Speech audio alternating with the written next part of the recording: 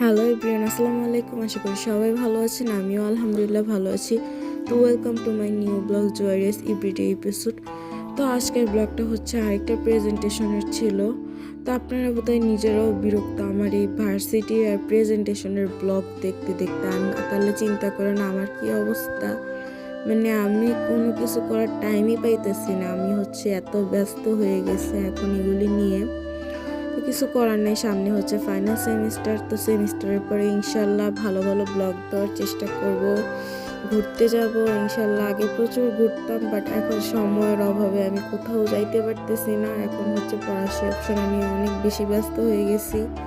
তো পরীক্ষাটা শেষ হইলে ঘুরবো। তো চলে আসলাম ক্যাম্পাসে। আসার পরে অনেক ক্ষুধা লাগছে, রাত্রে ডিনারও করি নেই। তো ভাবলাম আগে খাওয়া দাওয়া করে নিই। খাওয়া দাওয়া না করলে মাথাও কাজ করবে না, প্লাস ভালো প্রেজেন্টেশনও দিতে পারবো না। তো এখানে হচ্ছে আমার ফ্রেন্ড আর আমি নাস্তা করতেছিলাম। তো আমরা হচ্ছে অনেক টেনশন করতেছিলাম, কারণ ম্যাডাম একটু হার্ড। তো আজকে ছিল জুরিসপ্রুডেন্স প্রেজেন্টেশন। তো জুরিসপ্রুডেন্সটা একটু কঠিন সাবজেক্ট, আমাদের যতগুলি সাবজেক্ট পেয়েছি এর মধ্যে একটু কঠিন। তো সবাই আমার সাথে মজা করে যে আমার জুয়াইরিয়ান আমার সাথে নাকি জুরিসপ্রুডেন্সটা মিলে যায়। তো আমি বলতেছি তো আমার নামটা হয়তো বা কঠিন, বাট আমি মানুষটা তো এত কঠিন না, আমি তো অনেক ইজি একটা মানুষ। তো আমার কি এরকম জুরিসপ্রুডেন্সের মতো কঠিন হয়ে যাওয়া দরকার? অস্টিন, স্যামন্ড, হল্যান্ডের থিওরির মতো। তো এগুলি নিয়ে হচ্ছে আমাকে সবাই পচানোর চেষ্টা করে, বাট আমি এটা নিয়ে মজা নিই সবার সাথে। ঠিক আছে, আমার নাম যেহেতু জুরিসপ্রুডেন্সের মতো এত কঠিন, তাহলে আমি নিজেও একদিন ইনশাল্লাহ অনেক কঠিন মনের মানুষ হয়ে যাব, অনেক শক্ত হয়ে যাব। জুরিসপ্রুডেন্স হচ্ছে আইনশাস্ত্র, আইনের বিষয়, আইন বিজ্ঞান বলা হয়। তো এরকম আইন বিজ্ঞানের মতো, আইনের থিওরির মতো অনেক কঠিন হয়ে যাব। কারণ কথায় আছে শক্তের ভক্ত আর নরমের জম, এই কথাটা আসলেই সত্যি।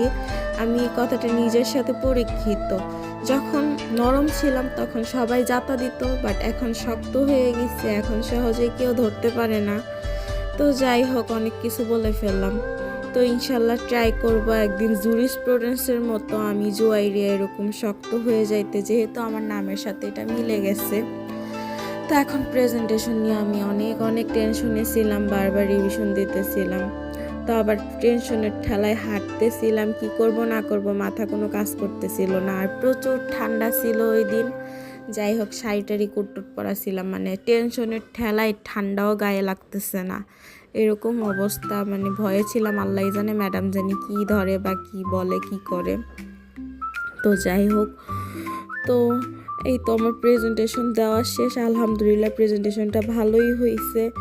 তো এখন হচ্ছে প্রিন্ট করতে গেছিলাম কভার পেজ, আরও কাজ ছিল, এগুলি করি নাই। তো প্যারার শেষ নাই, জীবনটাই আমার প্যারাময় হয়ে গেছে। একটা প্যারা না যাইতে যাইতে আরেকটা প্যারা। তবে গুড নিউজ হচ্ছে এবারের মতো প্রেজেন্টেশন এটাই শেষ, আর কোনো প্রেজেন্টেশন নাই এই সেমিস্টারে। তো এটা ভাইবা একটু শান্তি লাগতেছিল, মাথাটা ঠান্ডা হয়েছে। তো যাই হোক, এখন হচ্ছে বাসায় চলে যাব, বের হয়ে গেলাম। তো আজকে একটু ভাল লাগতেছে, 2-3 দিন একটু রিল্যাক্সে থাকা যাবে, কিন্তু এত বেশিও রিল্যাক্স করা যাবে না, যেহেতু সামনে এক্সাম। তো এ তো তুরজা হচ্ছে, এটা হচ্ছে আমাদেরকে বিদেশি বাদাম দিচ্ছে, সে নাকি বিদেশি বাদাম এনেছে। তো এটা নিয়ে মজা করতেছিলাম।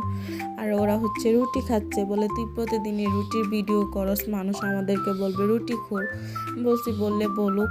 এটা হচ্ছে আমাদের ক্যাম্পাসের সামনেই ফুড ভিলেজের একটা রেস্টুরেন্ট। তো এখানে কিছু ফটো সেশন করলাম, তাই একটু ভিডিও করে নিলাম। এই প্লেসটা মোটামুটি ভালোই সুন্দর, আড্ডা দেওয়ার মতো, খাওয়া দাওয়ার মতো। তো যাই হোক, এখন হচ্ছে আমরা চলে যাচ্ছি। তো আমরা সবাই হচ্ছে ফর্মালে ছিলাম, তাই এখানে হচ্ছে ছবি তুলতেছিলাম, ফাইজলামি করতেছিলাম। তো আমরা হচ্ছে গসিপ করতেছিলাম, আমাদের হচ্ছে পরশুদিন একটা পিকনিক আছে তো ভার্সিটির। তো ওই পিকনিক নিয়ে আলোচনা করতেছিলাম। তো যাই হোক, এই সন্ধ্যার সময় হচ্ছে আমার একটু কেনাকাটা ছিল, বাইরে যাচ্ছিলাম।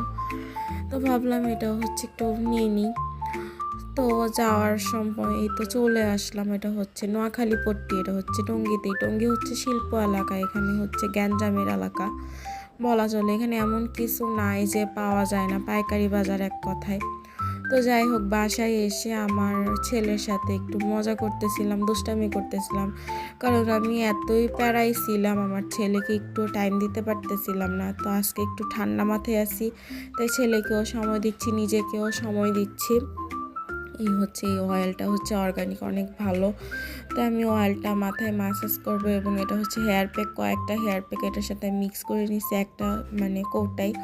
তো হেয়ার প্যাকটা গুলাবই, তো আমি মাথায় হচ্ছে একদম অয়েল গরম করে ম্যাসাজ করছিলাম, কারণ ঠান্ডা পড়ছে, অনেক মাথা ব্যথা করতেছে। আর এই তো প্যাকটা হচ্ছে রেডি করে ফেলাম, এটা হচ্ছে ফ্রিজে রেখে দিব, কালকে ইনশাল্লাহ দিব। আর এখন হচ্ছে একটু বেকিং করব, তাই হচ্ছে একটু বেকিংয়ের জন্য কাজ শুরু করে দিলাম। এখানে হচ্ছে আমি এই চকলেট গলাচ্ছিলাম, চকলেটটা কীরকম যেন ছিল, এতটা ভালো ছিল না। যাই হোক, এখানে হচ্ছে এটা করে নিলাম। আর হচ্ছে এই কেক, তো আমরা হচ্ছে সবাই মিলে কেকের কাজ করতেছিলাম। তো আমি হচ্ছে ক্রিমের কাজ করতেছিলাম, আমি, ভাইয়া, ভাবি, আব্বু সবাই মিলে। ইগনোর মাই কামলা ফেস, কারণ হচ্ছে ফেস কেয়ার করছি, প্লাস এখন কাজ করতেছি, তো ফেসের অবস্থা খারাপ। তো এখানে হচ্ছে অনেকগুলি ক্রিম গলালাম, প্লাস সবাই মিলে জার কেক বানাচ্ছিলাম। এগুলি হচ্ছে অর্ডারের কেক ছিল। তো এটা হচ্ছে হইচই, এটা হচ্ছে রাত 2টার ভিডিও, কেউ দেখলে বলবে না এখন আমাদের বাসায় রাত 2টা বাজে, সবাই হইচই চিল্লাচিল্লি করতেছিল। বাট ভাগ্যিস পোলাপানগুলি ঘুমাই গেছে, এগুলি সজাগ থাকলে আরও অবস্থা খারাপ বানাই দিত। যাই হোক, তো এখানে হচ্ছে একটা সজাগ ছিল, আমার ছেলেটা সজাগ ছিল, এটা সহজে ঘুমায় না, এটা হচ্ছে যন্ত্রণা দিয়ে জ্বালাই পুইরা পরে হচ্ছে গিয়া সে ঘুমের নাম নেয়। তো যাই হোক, এখন হচ্ছে এরপর দিন সকালেই তো আমি ফেসে হচ্ছে স্যাফরনের এটা দিয়ে দিলাম, থানাকা স্যাফরন ফেস প্যাক। আর হচ্ছে মাথায় হচ্ছে কালকের ওই হেয়ার প্যাকটা দিলাম। তো আজকের ব্লগটা এই পর্যন্ত, সবাই ভালো থাকবে, সুস্থ থাকবেন, আল্লাহ হাফেজ।